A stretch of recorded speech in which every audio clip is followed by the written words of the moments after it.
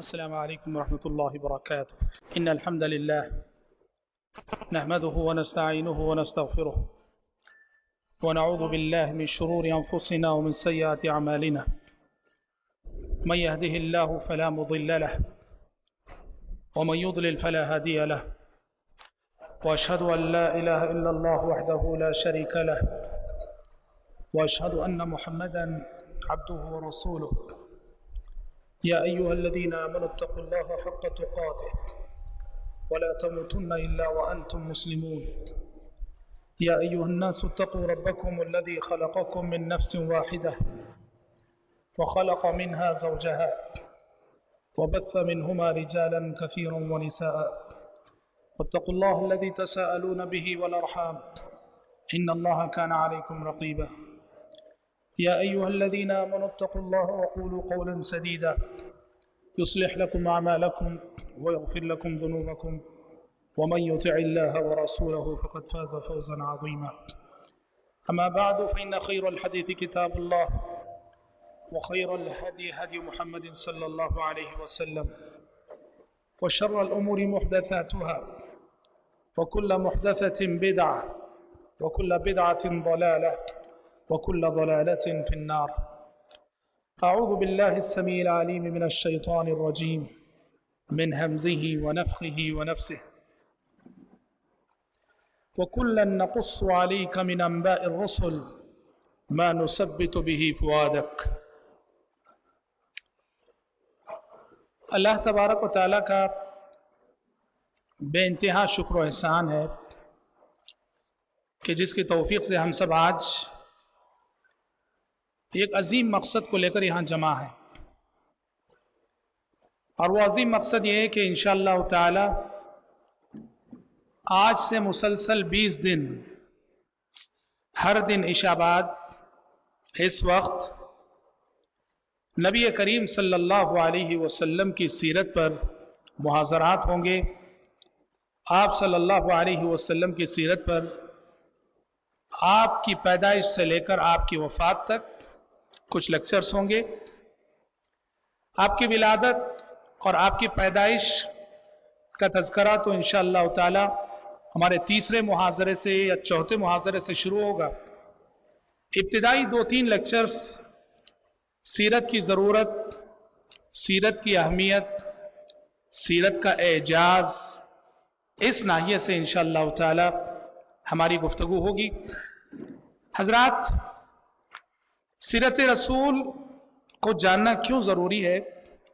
سیرت رسول سے مراد ہمارے نبی حضرت محمد صلی اللہ علیہ وسلم کی زندگی، آپ کی حیات طیبہ. اس کو جاننا کیوں ضروری ہے؟ کئی وجوہات ہیں.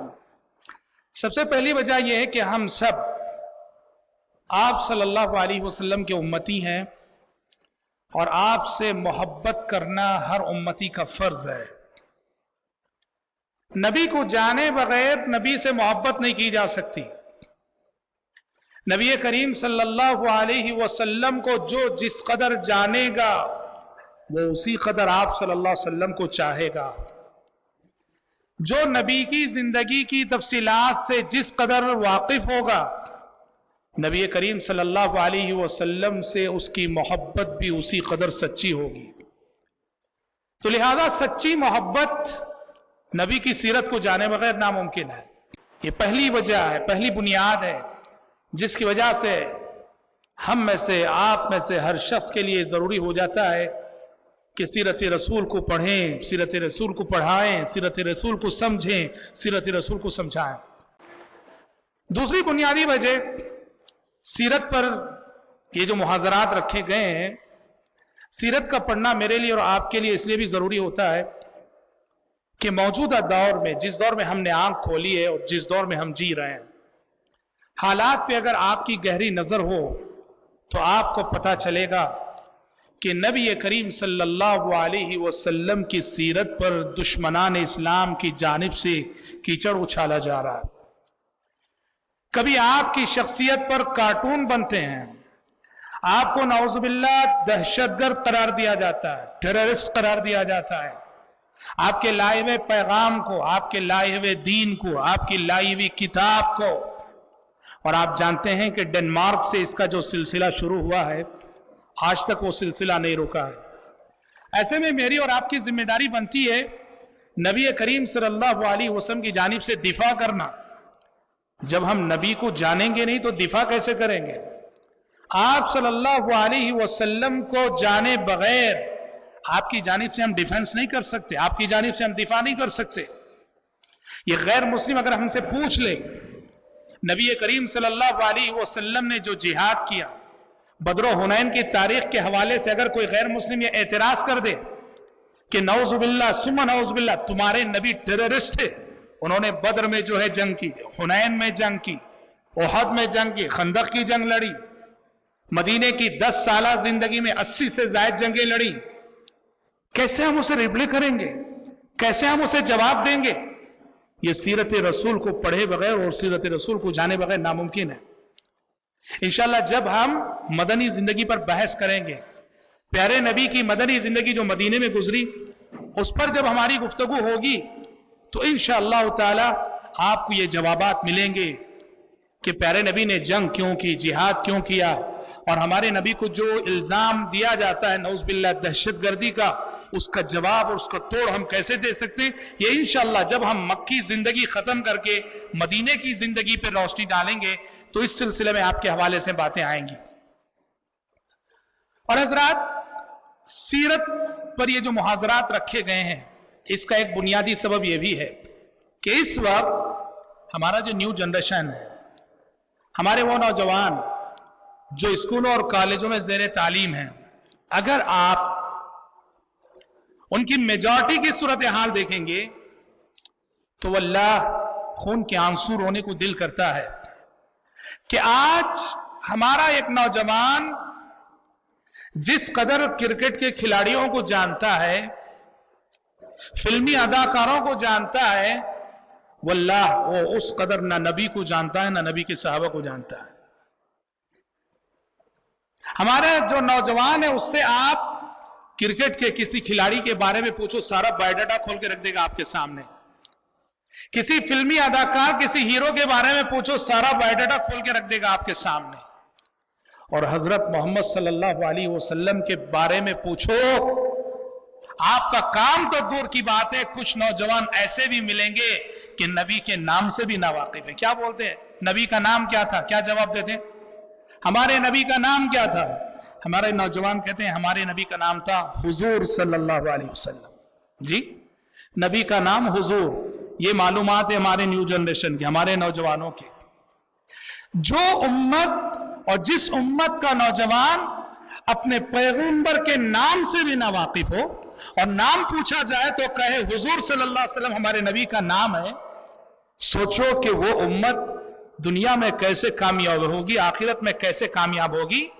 اور جن نوجوانوں کی معلومات دین کے سلسلے میں ایسی ہیں، کہاں تک ان کا ایمان انہیں آخرت میں نجات دلائے گا؟ تو حضرات، ایسی بہت ساری وجوہات ہیں جس کی بنیاد پر یہ محاضرات کا سلسلہ، یہ لیکچرز کا سلسلہ آپ کے سامنے رکھا گیا ہے، جس میں انشاءاللہ تعالی ہم کوشش کریں گے نبی کریم صلی اللہ علیہ وسلم کی حیات طیبہ اور آپ کی زندگی کی ساری تفصیلات پر تفصیل سے روشنی ڈالنے کی۔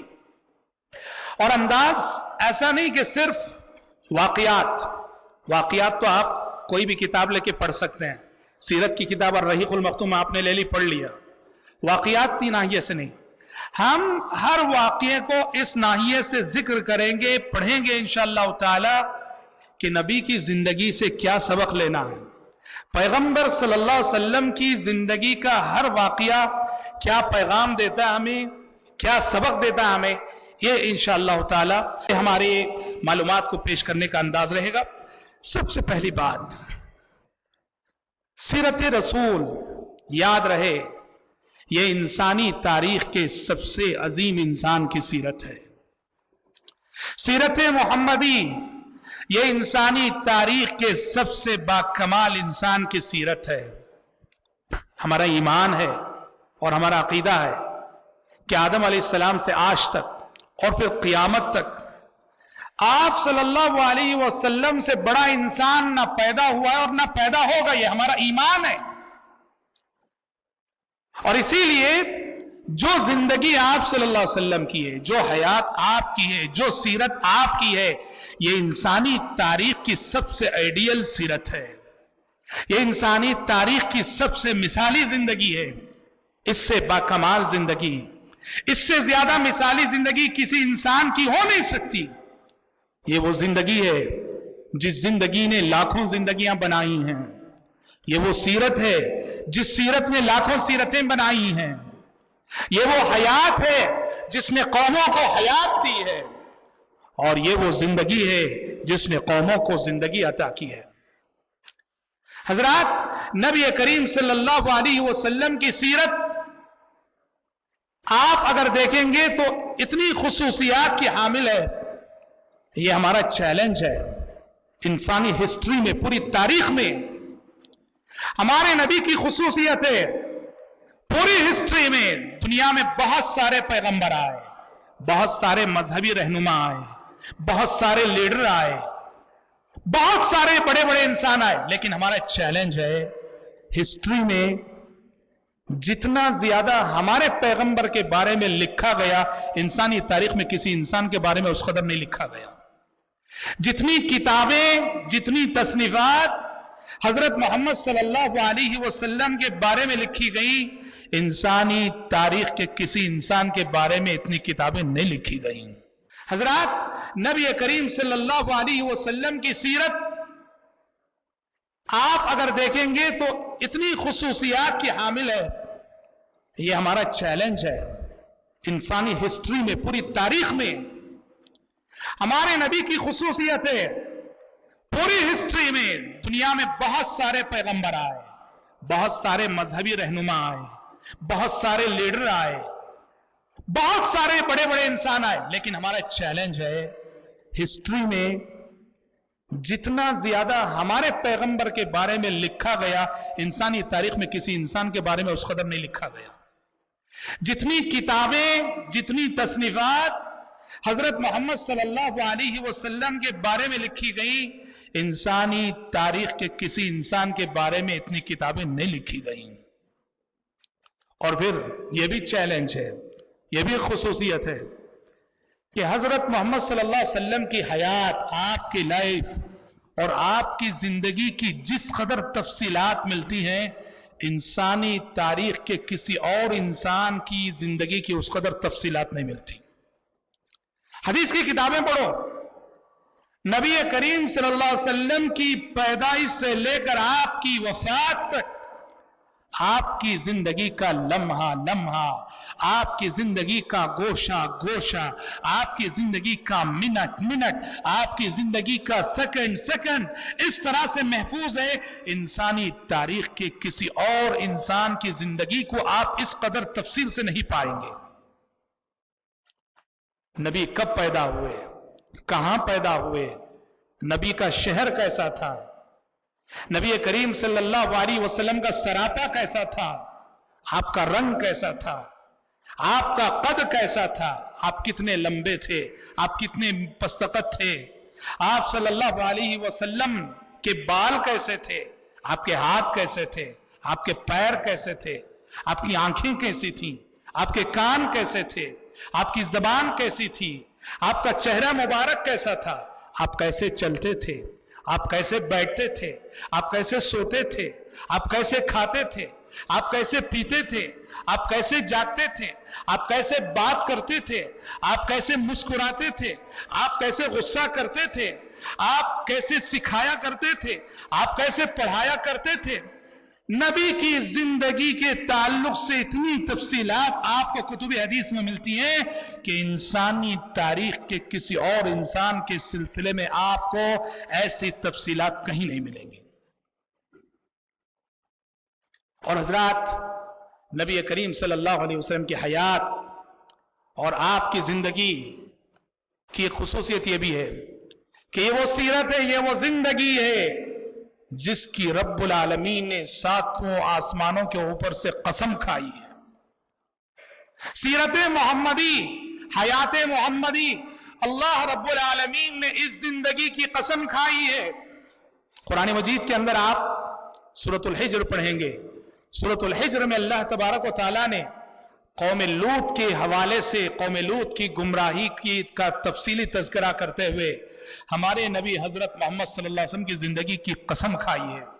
اللہ تعالیٰ نے فرمایا لَعَمْرُكَ إِنَّهُمْ لَفِي سَكْرَتِهِمْ يَعْمَهُونَ. جس وقت فرشتے آئے لوط علیہ السلام کے پاس، فرشتے آئے نوجوانوں کی شکل میں آئے، خوبرو نوجوانوں کی شکل میں جب پہنچے اور یہ نادان قوم انہیں انسان سمجھ کر برے ارادے سے لوط علیہ السلام کے گھر کے پاس گئی، اس کو چاروں طرف سے گھیر لیا.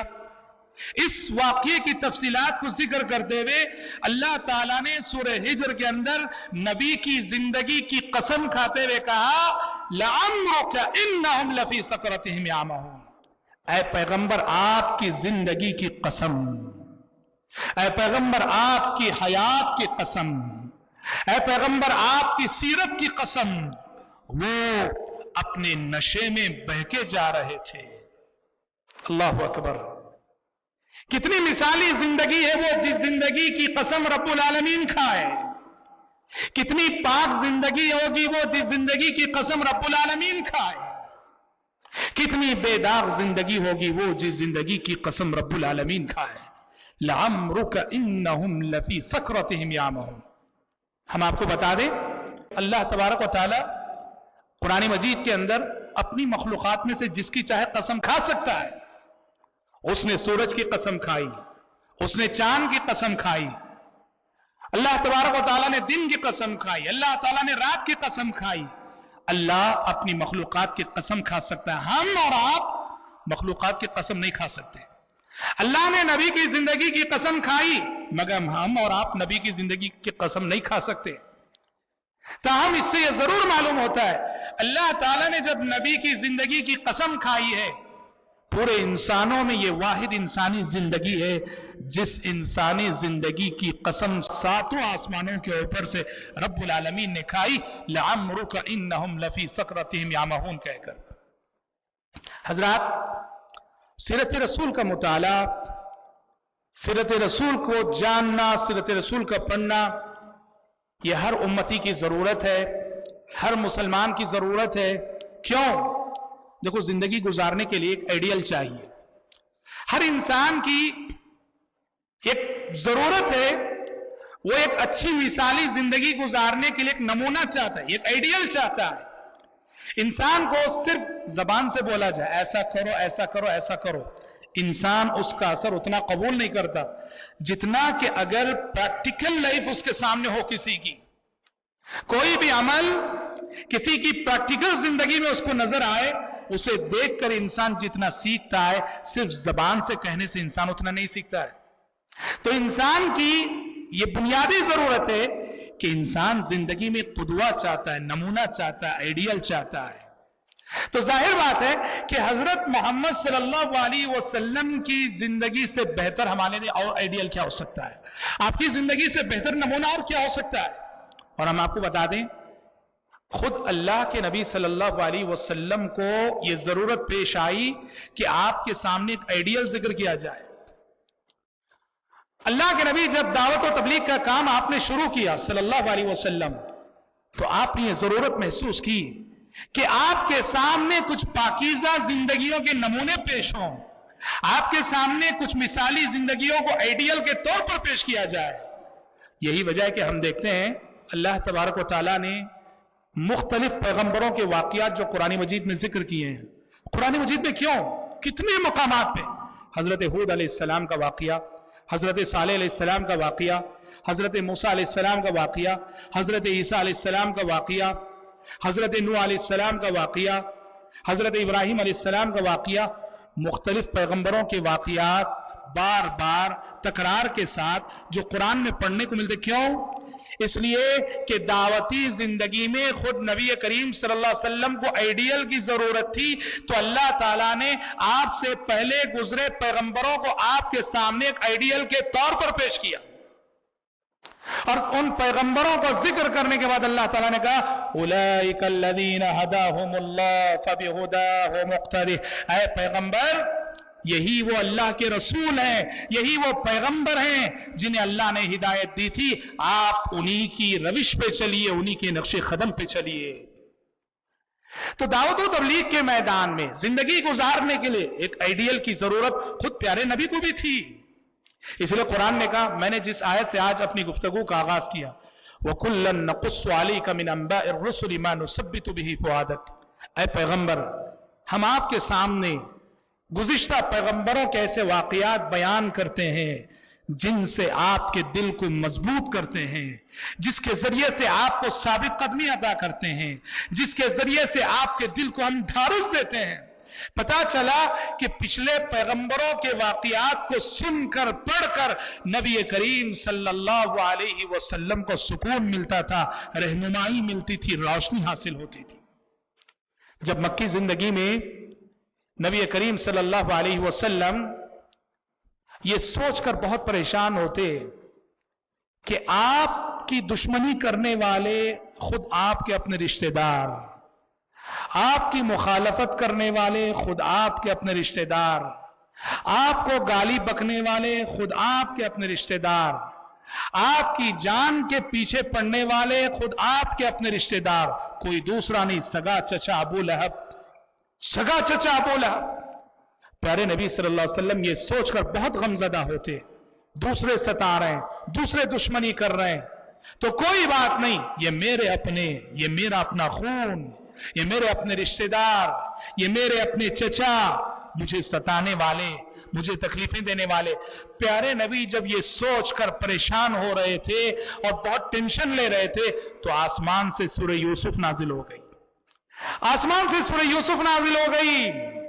یوسف علیہ السلام کا آئیڈیل آپ کے سامنے پیش کیا گیا, یوسف علیہ السلام کا نمونہ آپ کے سامنے پیش کیا گیا کہ اے نبی عربی حضرت محمد صلی اللہ علیہ وسلم, غمگین نہ ہو, آپ کے اپنے آپ کو ستا رہے ہیں, آپ کے اپنے رشتہ دار آپ کے خلاف سازشیں کر رہے ہیں, غمگین نہ ہو, کیونکہ یہ صرف آپ کے ساتھ نہیں, آپ سے پہلے گزرے پیغمبروں کے ساتھ بھی یہی ہوا. یہ دیکھو یوسف علیہ السلام, یوسف علیہ السلام کو گھر سے جدا کرنے والے, ماں باپ سے جدا کرنے والے, کنویں میں پھینکنے والے کون تھے؟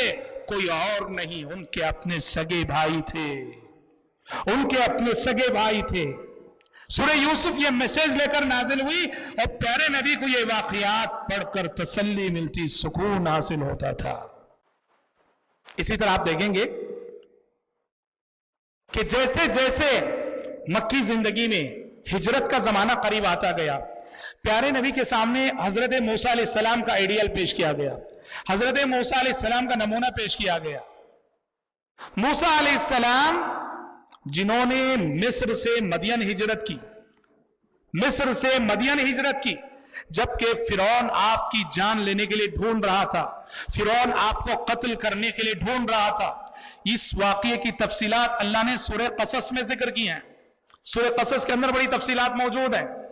تو پیارے نبی کی ہجرت کا واقعہ جب قریب آیا, موسیٰ علیہ السلام کا واقعہ تفصیل سے پیش کیا گیا, گویا آپ صلی اللہ علیہ وسلم کو ایک اشارہ دے دیا گیا کہ موسیٰ علیہ السلام نے جس ماحول میں ہجرت کی کہ فرعون آپ کی جان کا پیاسا تھا, فرعون کی پولیس آپ کو ڈھونڈ رہی تھی, ویسے ہی اے پیغمبر آپ کی ہجرت بھی ایسے ہی ماحول میں ہوگی کہ آپ کا دشمن آپ کے خون کا پیاسا رہے گا, آپ کا دشمن آپ کو ڈھونڈ رہا ہوگا. لیکن موسیٰ علیہ السلام کو جس طرح اللہ نے صحیح سلامت مصر سے نکال کر مدین پہنچایا, اللہ تعالیٰ آپ کو بھی صحیح سلامت مکے سے نکال کر مدینہ پہنچائے گا. کہنا یہ ہے میرے بھائیوں کہ خود اللہ کے نبی صلی اللہ علیہ وسلم کو یہ ضرورت محسوس ہوئی کہ آپ کے سامنے آپ سے پہلے گزرے ہوئے پیغمبروں کو ایک آئیڈیل کے طور پر پیش کیا جائے, اور اس سے آپ کو تسلی ملتی تھی. تو اس طرح حضرت محمد صلی اللہ علیہ وسلم کی سیرت کا مطالعہ میرے لیے اور آپ کے لیے بنیادی ضرورت ہے.